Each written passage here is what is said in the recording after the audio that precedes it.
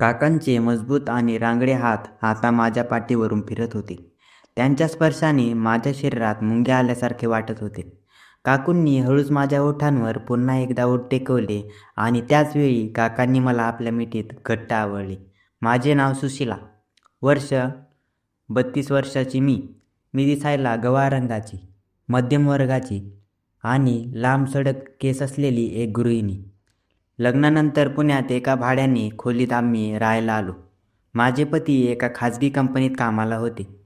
कामाच्या व्यापामुळे ते सकाळी लवकर निघायचे आणि रात्री उशिरापर्यंत घरी परतायचे. लग्नानंतर ज्या प्रेमाची आणि सोबतीची अपेक्षा एका स्त्रीला असते ती मला म्हणावी तशी मिळत नव्हती. मनात कुठेतरी एक रिकामेपण होतं. आमच्या घराचे मालक संजय काका वय अंदाजे 35 वर्ष, पण त्यांचा बांधा एखाद्या जिम लावलेल्या तरुणासारखा मजबूत होता. त्यांची रुंद छाती आणि भारदस्त व्यक्तिमत्व कोणाचेही लक्ष वेधून घेईल असे होते. कधीकधी त्यांना समोर पाहिल्यावर माझ्या मनात एक विचित्र हुरूर निर्माण व्हायची. त्या दिवशी दुपारी मी घरात काम करत होते. पावसाने बाहेर रौद्र रूप धारण केले होते. अचानक नळाचे पाणी संपले. मी विचार केला, वर जाऊन काकांना विचारावे की टाकीतले पाणी संपले आहे का. मी ओल्या पावलांनी पायऱ्या चढून वरच्या मजल्यावर गेले. तिथल्या घराचा दरवाजा अर्धा उघडा होता. मी हलक्या आवाजात हाक मारली, काका, काकू, पण आतून काहीच प्रतिसाद मिळाला नाही.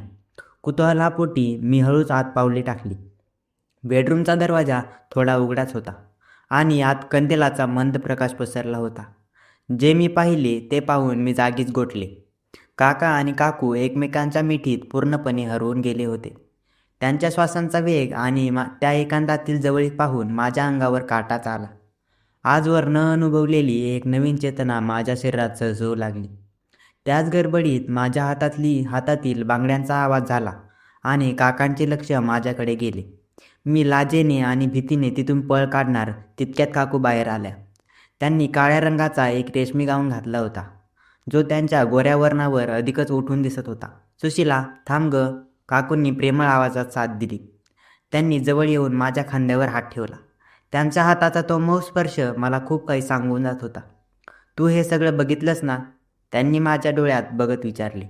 मी मान खाली घालून त्यांना फक्त होकार दिला. काकूंनी मला हळुवारपणे बेडरूममध्ये नेले. तिथे काका बसले होते. त्यांचे ते रांगडे रूप बघून माझ्या काळजाचा ठोकाच चुकला. काकू म्हणाल्या, सुशीला, तुझा नवरा तुला वेळ देऊ शकत नाही हे आम्हाला ठाऊक आहे. तुझ्या आयुष्यात जे सुख आणि समाधान हवंय ते तुला इथेच मिळेल. घाबरू नकोस, आम्ही दोघेही तुझ्यासोबत आहोत. माझ्या मनात घालमेल सुरू होती, पण शरीराने साथ द्यायला सुरुवात केली होती.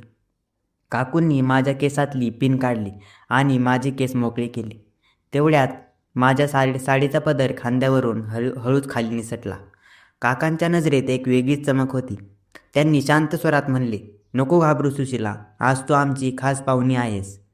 काकूंनी माझ्या हाताला धरून मला बेडवर बसवले. बाहेर पावसाचा आवाज आणि आत आमचे वाढलेले श्वास.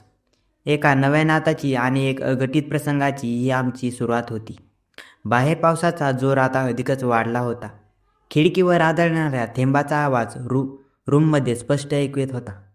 बेडरूममध्ये कंदिलाचा तो मंद पिवळसर प्रकाश एक वेगळ्याच मादक वातावरणाची निर्मिती करत होता. काकूंनी माझ्या खांद्यावर हात ठेवला आणि हळूच बेडवर झोपवले. माझ्या मनात भीती आणि ओढ या दोघांचे युद्ध सुरू होते, पण काकांच्या त्या धारदार नजरेने मला पूर्णपणे शांत केले होते. काका माझ्या उजव्या बाजूला आणि काकू डाव्या बाजूला बसल्या होत्या. काकूंनी हळूच माझ्या साडीचा पदर पूर्णपणे बाजूला केला होता. त्या दिवशी मी मुद्दामहून नेटची साडी नेसली होती, ज्यामुळे माझं शरीर आतून अधिकच स्पष्ट आणि मोहक दिसत होतं. काकूंनी माझ्या मानेवर आपला मऊ हात फिरवला. तो स्पर्श इतका नाजूक होता की माझ्या अंगावर शहाराच आला. सुशीला, आज स्वतःला पूर्णपणे मोकळं कर. हे सुख फक्त तुझं आहे. काकूंनी माझ्या कानात कुजबुज केली. त्याचवेळी काकांनी माझा हात आपल्या रांगड्या हातात घेतला. त्यांचे ते खडबडीत आणि मजबूत हात जेव्हा माझ्या मऊ हातांना लागले तेव्हा माझ्या शरीरात जणू विजेचा प्रवाह संचारला. काकांनी हळूच माझ्या ओठांवर आपले ओठ टेकवले. कित्येक वर्षापासून मी ज्या प्रेमासाठी आणि स्पर्शासाठी तहानलेली होते ते सुख आज मला थेंबाथेंबाने मिळत होते. त्यांच्या ओठांचा तो रस चाखताना मला जगाचा विसर पडला होता. काकांचे हात आता माझ्या कमरेवर स्थिरावले होते. त्यांच्या प्रत्येक स्पर्शात एक वेगळाच पुरुषार्थ होता. काकूंनी मागून मला मिठीत घेतले. त्यांच्या रेशमी गाऊनचा स्पर्श माझ्या पाठीला सुखावत होता. त्या दोघींच्या मध्ये मी एखाद्या लोण्यासारखी वितळत होते. किती सुंदर आहेस ग तू सुशीला, अगदी लोण्याचा गोळा वाटतेस, काकूंनी कौतुकाने म्हणले आणि माझ्या गालावर चुंबन घेतले. बाहेरच्या पावसाचा गडगडाट आणि आत आमच्या वाढलेल्या श्वासांचा वेग, हे सर्व मिळून एक अद्भुत संगीत तयार होत होतं. काकांनी आता मला आपल्या मजबूत बाहूंमध्ये घट्ट पकडलं होतं. त्यांच्या उबदार शरीराचा स्पर्श माझ्या गार पडलेल्या शरीराला ऊब देत होता. काकूंनी हळूच माझ्या साडीची गाठ सैल केली. माझे सपाट पोट आणि नाजूक कंबर आता त्यांच्या नजरेसमोर उघडी होते. ती नाभीचा खड्डा आणि उघडा खांदा बघून काकांच्या नजरेत एक वेगळीच चमक आली. माझ्या शरीरातील प्रत्येक पेशी आता त्या सुखासाठी व्याकुळ झाली होती. काकूंनी माझ्या मानेवर आपले ओठ ठेवले आणि माझ्या तोंडातून एक हलकी कळ निघाली. आमचे तिघांचे देह आता एकमेकांना पूर्णपणे भिडलेच होते. काकांचा तो पुरुषी सुगंध आणि काकूंचा तो मोहक स्त्री सुगंध मला वेड लावत होता. तयार आहेस ना सुशीला, काकांनी खोल आवाजात विचारले. मी फक्त माझे डोळे मिटून संमती दिली. काकांनी जेव्हा मला मागून मिठीत घेतले तेव्हा मजबूत शरीराची पूर्ण जाणीव मला झाली.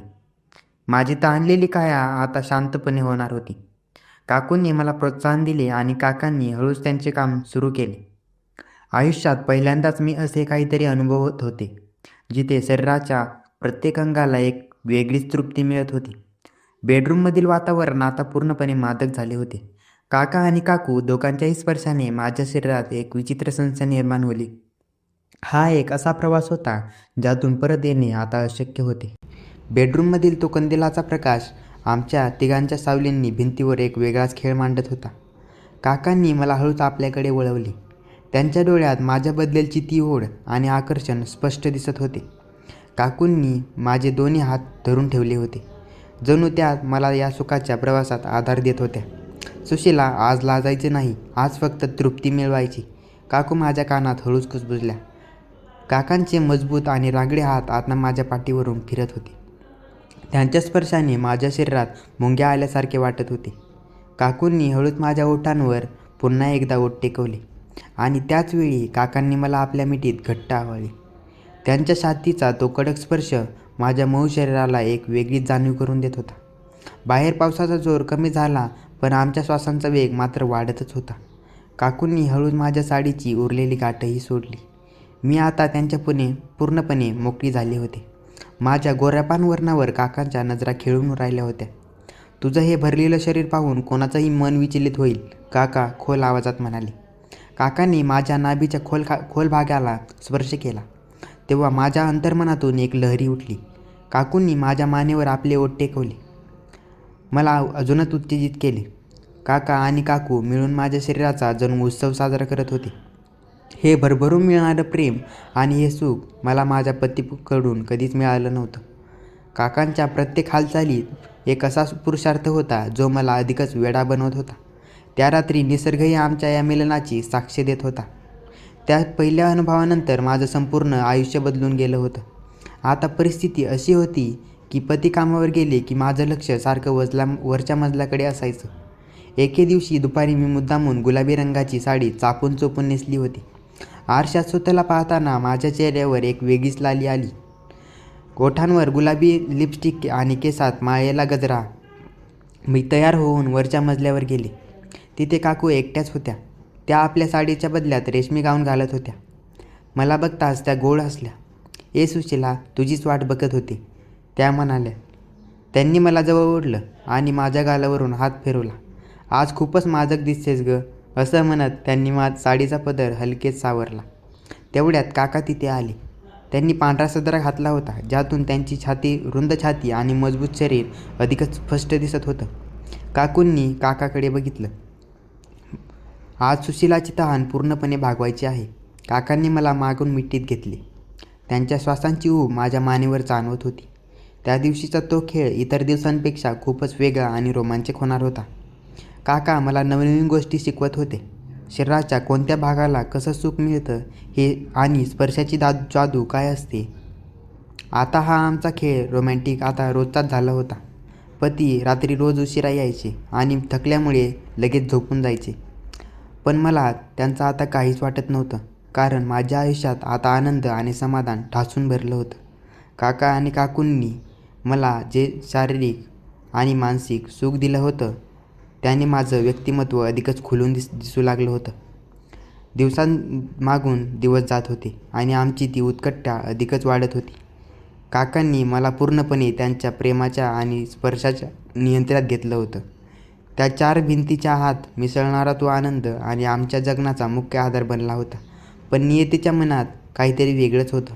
एके दिवशी दुपारी पुन्हा एकदा मुसळधार पाऊस पडत होता. हवेत एक प्रकारचा गारवा होता आणि नेहमीप्रमाणे वरच्या मजल्यावर गेले. तिथे कंदिलाचा तो मंद प्रकाश आणि काकूंनी त्या दिवशी मुद्दाम लाल रंगाची साडी नेसली होती आणि मलाही तशीच सुंदर साडी भेट दिली. आम्ही दोघीही काकांच्या समोर बसलो होतो.